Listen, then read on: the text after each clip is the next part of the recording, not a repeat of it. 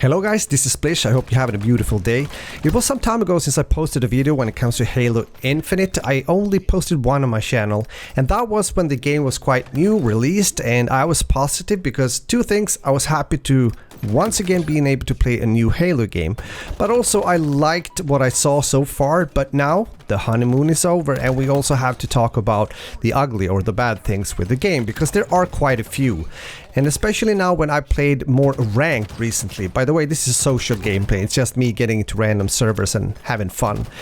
And also learning and practicing playing with the controller on PC. Usually it's always keyboard and mouse for me, but in this game there is definitely an advantage, somewhat at least, when it comes to the aim assist to use a controller.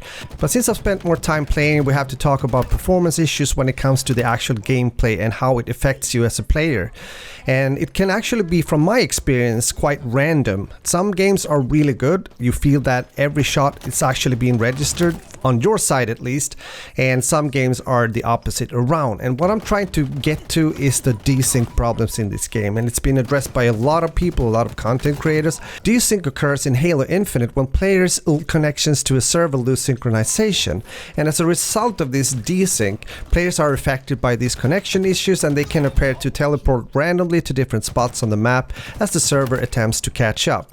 And I guess you guys have seen this or experienced it. It can also be that your shots isn't really registering as it should, because it's one thing what you see on your screen, but it's something else what the actual server sees on its side, if that makes any sense to you. So many players has experienced this when your local game renders a player doing one thing and again the server has them doing another.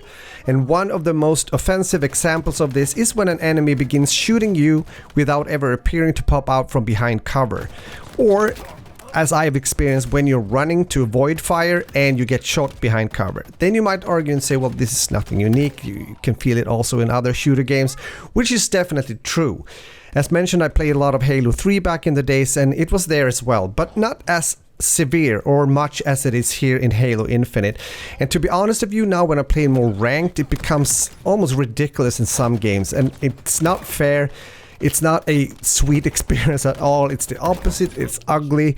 And I just hope, and I know that 343 has been addressing this. I have been reading some tweets, and it's though gonna take some time. I know they're looking into other things first, but the desync is on their list, and I hope it's gonna happen sooner before later. Although I think they're gonna take care of this, as they've stated, in the mid of February. Well, let's keep our fingers crossed, because sometimes this pisses me off so much, to be honest, that I just have to take a break and not play the game for a day or two. Let me know in the comments, what is your experiences regarding this? I know that some people don't think about it so much.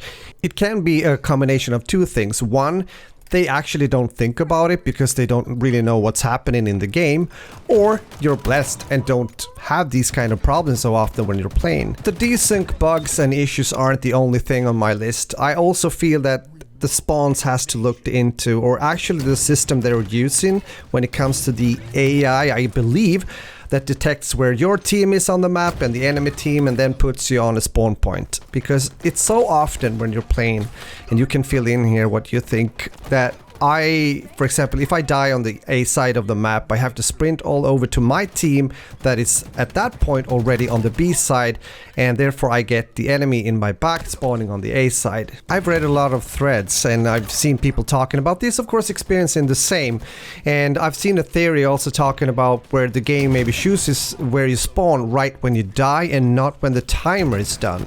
You know that there's a timer counting down before you spawn, so that spot might have been safe like a few seconds ago, but then when you spawn, well, it's flooded with enemies spawning there or something. I don't know, but at least we have a promise now, official promise from 343. They are not only aware of these problems, and especially now the desync problem, but they also have a fix coming up soon when it comes to these issues. They've also been investigating some of the bigger problems also, such as big team battles matchmaking, and of course hackers. And when it comes to hackers, I think it goes without saying free-to-play games also gives you more hackers, unfortunately, and therefore I was just thinking, both the combination of hackers and these kind of bugs and performance issues, if the game would have costed, let's say, $20 and they would have released it later than they did, do you think that we would have experienced the same problems as we are now? I would rather spend $20 and have better performance than to wait for fixes for a very long time and also deal with cheaters. I'm not saying that it's a waterproof solution and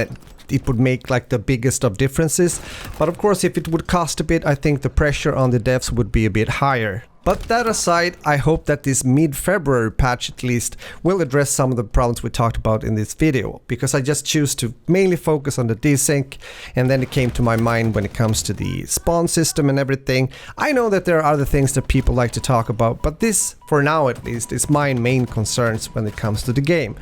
That alongside with hackers, of course, as mentioned, even though I haven't, at least from what I think, experienced so many hackers in the game so far, but they are there, I know. With that said, my friends, thanks a lot for watching, and as always, I do value your thoughts, opinions, meaning the comments, and I always try to respond. And if you're new to my channel and you like FPS gaming, even though I'm not posting a lot of Halo content, at least not for now, make sure to subscribe, turn on the notification bell, and hopefully we meet up soon in the next video. Have a beautiful day, game on, stay healthy, later.